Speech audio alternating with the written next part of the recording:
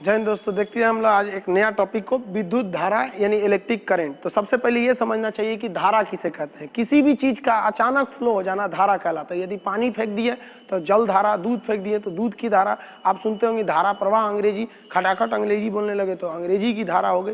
यानी विद्युत धारा तब क्या है, यानी इलेक्ट्रिक करंट, इलेक्ट्रॉन का धड़ाधड़ बहने लगना विद्युत धारा के नाम से जाना जाता है। यानी flow of electron is known as current. अब इलेक्ट्रॉन का बहना क्या कहलाता है, करंट कहलाता है। कितना इलेक्ट्रॉन बहना चाहिए, एक इलेक्ट्रॉन फेंक दिए तो नहीं कहलाएगा धारा।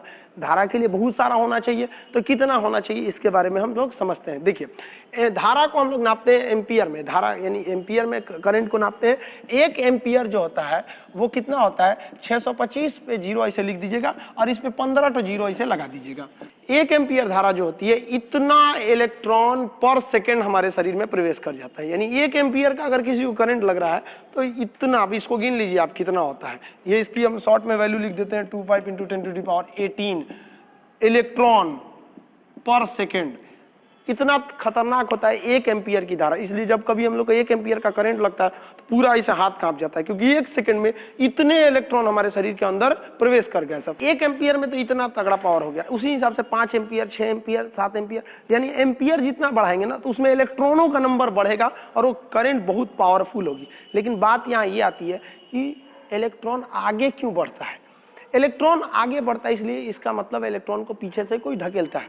इलेक्ट्रॉन को जो पीछे से ढकेलता है उसको कहते हैं वोल्टेज।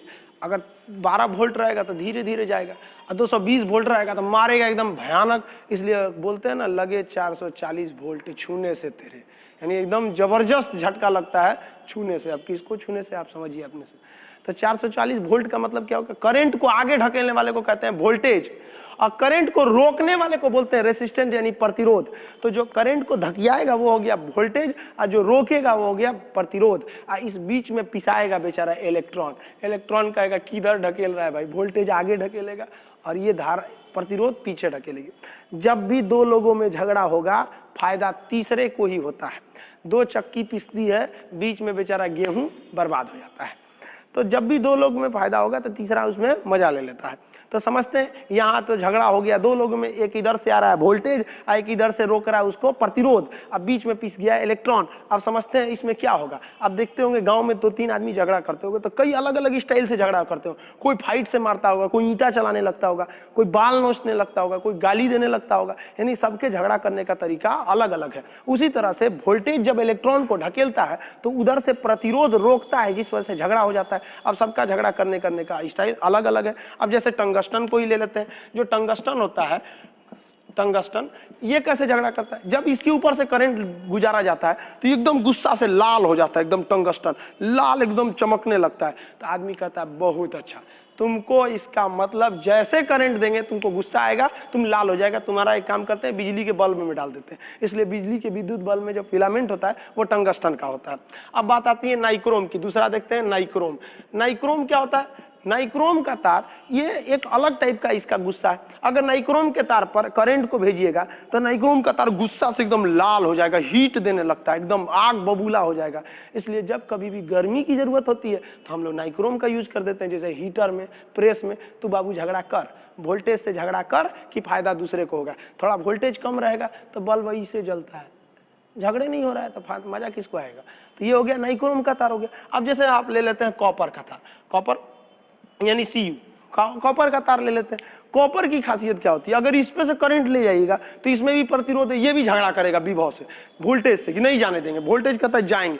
अब दोनों में झगड़ा हुआ, टंगस्टन का झगड़ा हुआ तो टंगस्टन चमकने लगा, नाइक्रोम का झगड़ा हुआ गर्म हो गया, लाल हो गया।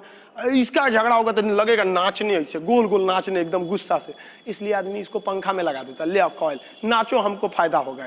यानी झगड़ा हुआ, इधर से आया वोल्टेज, इधर से आया प्रतिरोध, इसमें हम लोग का काम हो गया। अगर प्रतिरोध नहीं होगा तो काम नहीं होगा, इसलिए प्रतिरोध का होना भी जरूरी है। इसके बारे में हम लोग डिटेल से समझेंगे, प्रतिरोध चैप्टर जब पढ़ेंगे तब। अब हम समझते हैं धारा के बारे में। धारा भी 2 तरह की होती है, AC DC। अब हम AC DC के बारे में अलग से एक वीडियो लाएंगे जो AC और DC के बारे में बताएगा। अभी हम लोग समझते हैं न्यूट्रल क्या होता है, फेज क्या होता है, अर्थिंग क्या होता है। अभी तो हम लोग धारा समझ गए। अब हम आपसे क्वेश्चन पूछते हैं, वोल्टेज जरूरी है या इलेक्ट्रॉन का होना जरूरी है। जरूरी तो दोनों है। अब इलेक्ट्रॉन ही नहीं रहेगा किसको ढकेलेगा, वोल्टेज चाहे 50 है। अब इलेक्ट्रॉन ही नहीं रहेगा तो वोल्टेज ढकेलेगा किसको? और अगर इलेक्ट्रॉन खूब ज्यादा रहे, 10 एम्पियर का करंट रहे और वोल्टेज ही नहीं रहे तो आगे जाएगा कैसे जाएगा? यानी करंट को धकियाएगा वोल्टेज, रोकेगा प्रतिरोध, बीच में है बेचारा इलेक्ट्रॉन। आगे समझते हैं हम लोग फेज न्यूट्रल क्या होता है, चलिए समझते हैं। देखिए फेज और न्यूट्रल किसे कहा जाता है, पहले तो हम लोग इसमें शब्दों पे चले जाते हैं। फेज तार को हम लोग लाइव वायर कहते हैं, जिंदा तार कहते हैं, या फिर गर्म तार के नाम से जानते हैं। न्यूट्रल वायर को हम काले रंग का दिखा देते हैं, इसको हम लोग ठंडा तार के नाम से जानते हैं। फेज और न्यूट्रल होता क्या है समझिए। करंट की एक खासियत है कि अगर करंट जाएगा इधर से और अगर इसको लौटने का रास्ता नहीं मिला ना तो उधर झगड़ा नहीं करेगा, उधर कोई काम नहीं कर सकता है अगर करंट को लौटने का रास्ता नहीं मिला तो। यानी करंट को जाना भी जरूरी है। मान लीजिए ये कोई वर्किंग डिवाइस है या कोई इलेक्ट्रिक डिवाइस है, मान लीजिए ये कोई फ्रिज है या कुछ भी है जो इलेक्ट्रिक पे चलती है, तो अगर करंट जा रहा है और करंट को वापस लौटने का रास्ता नहीं है तो करंट कोई काम नहीं करेगा। यानी जाने वाले करंट को हम बोलते हैं फेज और आने वाले करंट को हम बोलते हैं न्यूट्रल। अब आप ऐसे समझिए, दोनों जरूरी है। मान लीजिए हम ऐसे सांस ले रहे हैं तो ये फेज है, छोड़ रहे हैं ये न्यूट्रल है। अब कभी केवल फेज कैसे हो सकता है? केवल ऐसे सांस थोड़ी लेंगे, मर ही जाएंगे हम तो, कोई काम थोड़ी कर पाएंगे केवल अगर फेज ही हो जाए। यानी आप ऐसे समझिए, चोर जब चोरी करने जाता है ना तो घुसता है, तो घुसने के बाद वो चोरी नहीं करता है, पहले वो सोचता है कि हम यहाँ से निकलेंगे कैसे, निकलने का रास्ता देखता है। और अगर निकलने का रास्ता नहीं है तो वो चोरी नहीं करता है, जानता है कि अगर पकड़े भी गए तो कह देंगे भैया गलती से आ गए थे। इसलिए सबसे पहला चाहिए उसको निकलने का रास्ता। तो करंट के जाने वाले रास्ते को कहते हैं फेज और आने वाले को कहते हैं न्यूट्रल। इसलिए कभी भी करंट में देखेंगे तो दो ठो सप्लाई दी जाती है तार की, एक फेज और एक न्यूट्रल के लिए। एक से करंट जाता है, एक से करंट आता है। केवल फेज रहेगा तो करंट कुछ नहीं कर सकता है। इसलिए आप देखते होंगे बिजली के तार पर कभी कभी कौवा या पक्षी आराम से इसे बैठ जाते हैं, कुछ नहीं होता है इन पक्षियों को, यहाँ पर कुछ भी नहीं होता है। क्यों नहीं होता है? क्योंकि ये तो बैठा है फेज वाले पे, फेज में केवल करंट जा रहा है, इसमें आने का रास्ता नहीं है, तो करंट इनको कुछ नहीं करेगा। कौवा को कुछ भी नहीं होता है बिजली के खंभे पर, लेकिन कभी गलती से कौवा इस पर इधर उधर चक्कर पकड़ किया और इसका ये पंख नीचे वाले न्यूट्रल पे टच किया कि इस पे तो करंट गया था, लौटने का रास्ता मिल गया, मारेगा कौवा को, तुरंत मर जाएगा। तो कभी कभी पोल पे कौवा मर भी जाता है। तो हमको समझ में आ गया आप लोग को कि जिससे करंट जाएगा उसे कहते हैं फेज, आएगा उसे कहते हैं न्यूट्रल। देखिए फेज के लिए लाल रंग का तार दिया जाता है शायद, ताकि आपको अच्छे से समझ में आए। न्यूट्रल के लिए कोई लोग नीला दे देते हैं, पीला दे देते हैं, काला दे देते हैं। न्यूट्रल के लिए ज्यादातर काला ही दिया जाता है, जबकि फेज के लिए लाल दिया जाता है, ताकि बिजली मिस्त्री को समझने में किसी भी प्रकार की परेशानी नहीं आए। तो फेज हो गया, न्यूट्रल हो गया। अब हम समझते हैं कि अर्थिंग क्या चीज होता है। अर्थिंग वायर के बारे में हम लोग डिटेल से समझते हैं। अर्थिंग वायर हमेशा ग्रीन कलर का होता है और इसे किसी भी प्लग सॉकेट में सबसे ऊपर दिया जाता है और ये सबसे मोटा और सबसे बड़ा होता है। क्यों होता है समझिए, इसमें से फेज जा रहा है, लौट के आ रहा है न्यूट्रल। अगर गलती से फेज और न्यूट्रल के बीच में कहीं पर कहीं लीकेज या कटा पीटा हो जाए, मशीन थोड़ा कट जाए, तो फेज का रास्ता यहाँ से भी टच कर सकता है, फेज यहाँ से भी टच कर सकता है और हम इस मशीन को छुएंगे तो हम बन जाएंगे न्यूट्रल, क्योंकि फेज आया है इस मशीन में और फेज यहाँ से जा रहा है न्यूट्रल से, किंतु यहाँ पे क्या है, लीकेज है। इसलिए जब हम कभी इस मशीन को टच करेंगे तो करंट मार देगा। कभी कभी किसी मशीन को छूने पे करंट मार देता है।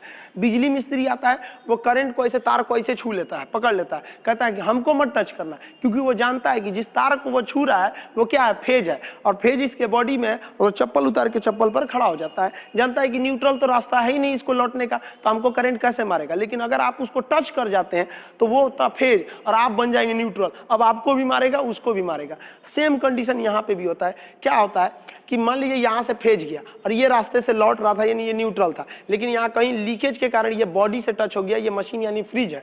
तो अब क्या होगा, अगर हम फ्रिज को ऐसे टच करेंगे तो इसमें फेज पहले से था, अब हमको टच किया था, फेज आ गया हमारे शरीर में और जूते के रास्ते, पैर के रास्ते वो जमीन में चला गया, यानी वो न्यूट्रल हो गया, हमको भी मार देगा। तो एक काम किया जाता है घरों में, जहाँ से सप्लाई जाती है इसमें से एक तार को निकाल के जमीन के अंदर भेज दिया जाता है।